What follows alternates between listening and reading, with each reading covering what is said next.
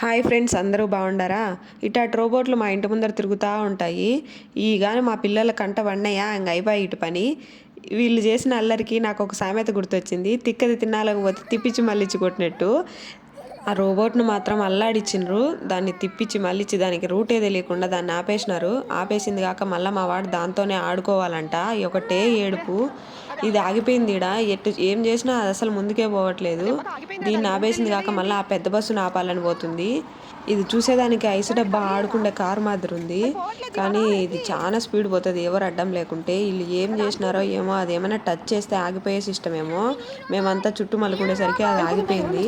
ఎవర్రా ఇదంతా చేసింది, ఎందుకు ఆగిపోయింది అంటే నా కూతురు ఏమని సమాధానం చెప్పిందో మీరు లాస్ట్ దాకా చూడండి, అర్థమవుతుంది. బాయ్. ఎవరు ఆపింది, నువ్వు వీడ?